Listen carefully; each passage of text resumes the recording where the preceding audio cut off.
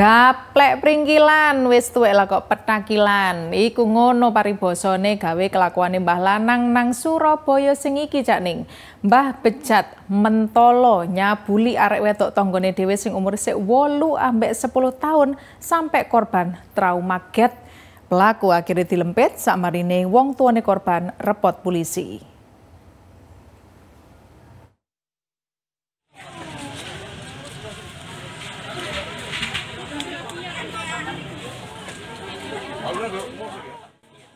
Tim Unit Perlindungan Perempuan dan Anak Polrestabes Surabaya karo anggota Polsek Sukolilo Mapak Muali umur 59 tahun sing wis diamanah warga nang Pasar Keputih, Dalan Keputih, Surabaya.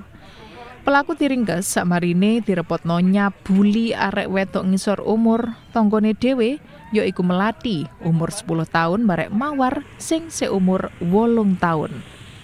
Mbah Lanang sing duwe putu 12 iki mari ngono dicangking petugas nang Polrestabes Surabaya kaya nanggung jawabno kelakuane. Teko priksane polisi, tersangka Muali nyabuli korban Melati tepake wudu nang masjid. Dee nyideki korban terus nggoser-nggoserno rudale nang selangkangane korban. Korban melayu nangis sampai trauma gak gelem sekolah Cak Ning. Sauntara korban Mawar dicabuli bengi-bengi tepake dikongkon wong tuane tuku barang nang toko.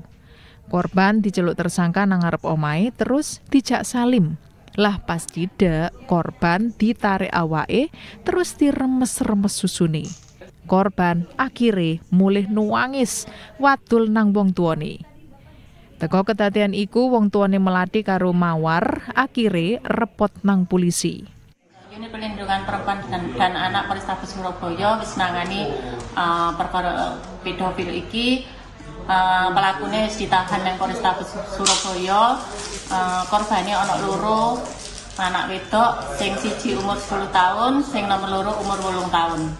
Ah iku piye Bu? Kok pelaku nglakoni aksine Bu? Pelaku awale nyeluk arek sing umur 10 tahun iku pas arek iku blonjo ning warung Madura, dikongkon salim, ngorono langsung dicekel susune. Terus sing sitoke?